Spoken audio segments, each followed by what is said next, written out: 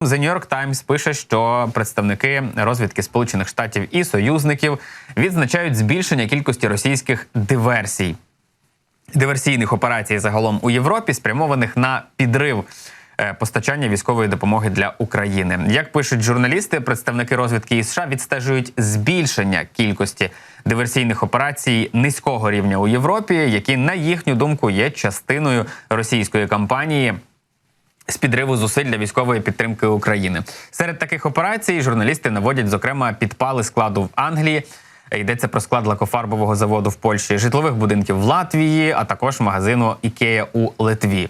Крім цього, повідомляють і про арешт російських агентів за звинуваченнями у підготовці нападів на американські військові бази. Це відбулося не так давно, до речі, у багатьох європейських країнах. І, як пишуть журналісти, хоча ці дії можуть здатися випадковими, американські та європейські посадовці, які відповідають за безпекові питання, зазначають, що вони є частиною узгоджених зусиль Росії, спрямованих на те, щоб уповільнити передачу озброєння Києву і створити видимість зростання опозиції до підтримки України. За словами посадовців, цією кампанією керує хто? Військова розвідка Росії, як неочікувано. За даними New York Times, ці події поки що не підірвали цих зусиль, не підірвали потік зброї до України, і багато цілей не мають взагалі відношення до війни. Але деякі представники силових структур кажуть, що Росія намагається посіяти страх і змусити європейські країни посилити безпеку по усьому ланцюгу постачання озброєння. А це, своєю чергою, збільшує витрати і сповільняє темпи поставок цього озброєння уже безпосередньо до України. Американські і європейські посадовці заявили, що Росія діє дещо обережно зі своїми диверсіями. Вона хоче привернути увагу до загадкових пожеж, але не настільки, щоб її безпосередньо звинувачували у цих діях. Однією із характерних рис російської диверсійної кампанії є використання завербованих місцевих мешканців європейських країн. Американські і європейські посадовці кажуть про те, що це робиться і частково для того, щоб ускладнити виявлення атаки, створити враження, що вони є результатом внутрішньої опозиції до підтримки України, а не нібито це росіяни втручаються для того, щоб всі на світі знали, що саме таким способом росіяни намагаються впливати.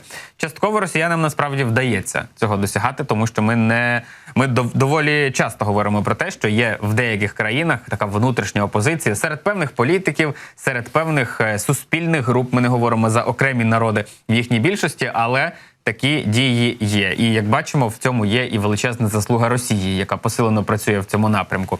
Так от, на тлі зростання занепокоєння щодо саботажу, посли країн Північно-Атлантичного альянсу наступного місяця зустрінуться, тобто в червні, зустрінуться з директоркою національної розвідки США, її звати Аврій Гейнс, яка надасть розвідувальну інформацію про війну Росії в Україні, а також обговорить російську кампанію із саботажу у Європі. Раніше прем'єр Польщі Дональд Туск допустив, що російські спецслужби можуть стояти за підпалом торговельного центру у Варшаві, який відбувся трошки раніше цього місяця. Але загалом він закликав утриматися від спекуляцій до того, як завершиться розслідування. Ми вже зазначимо, що відбулося кілька підпалів в європейських країнах, і окремі держави, зокрема Латвія, точніше Литва, Естонія, вони вже публічно припускали, що за цим може стояти Росія. Розслідування не закінчилося, але вони вже говорять, що в принципі нікому зараз не вигідно робити такі речі, крім як росіян, які таким чином намагаються дестабілізувати ситуацію у Європі у тому числі, бо дестабілізована ситуація у Європі, вона напряму впливає і на Україну, тому що звідти ми отримуємо допомогу для нашого війська. І поки росіяни намагаються повпливати на внутрішню, скажімо так, на внутрішній ринок Європи, вони також на зовнішніх своїх зв'язках намагаються виїжджати з іншими терористичними режимами. Багато російських фахівців зараз вирушили до Північної Кореї, щоб допомогти в розробці КНДР її розвідувального супутника, а вона, як відомо, незабаром планує вивести його на орбіту. Про це пише південно-корейське інформаційне видання Yonhap, і кажуть вони про те, що Кремль відправив своїх спеціалістів до КНДР на тлі того, що Путін зустрівся з лідером Кім Чен Іном у вересні минулого року і пообіцяв допомогти Північній Кореї з її космічною програмою.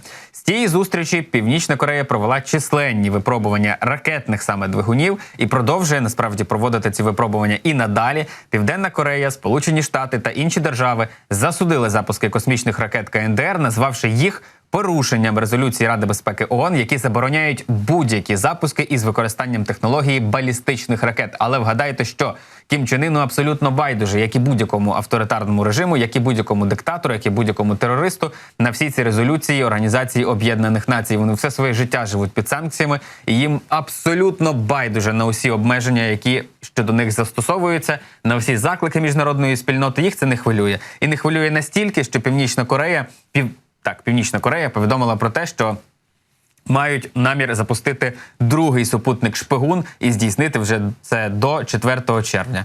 Так от, за повідомленнями берегової охорони Японії, визначені 3 небезпечні зони, які можуть бути районами падіння уламків ракети. Це 2 на захід від Корейського півострова і 3 на схід від філіппінського острова Лусон. В МЗС Японії зазначили, що офіційні японські особи від Сполучених Штатів і Південної Кореї підтвердили під час телефонних переговорів, що вони закликатимуть Північну Корею скасувати цей план, оскільки будь-який запуск снаряда з використанням технології балістичних ракет є порушенням резолюції Організації Об'єднаних Націй. Просто нагадаю, що це не перший супутник, який вони запускають, а другий. І коли вони запускали перший, уваги на резолюції вони не звертали. Тому на заклики вони у черговий раз уваги звертати не будуть.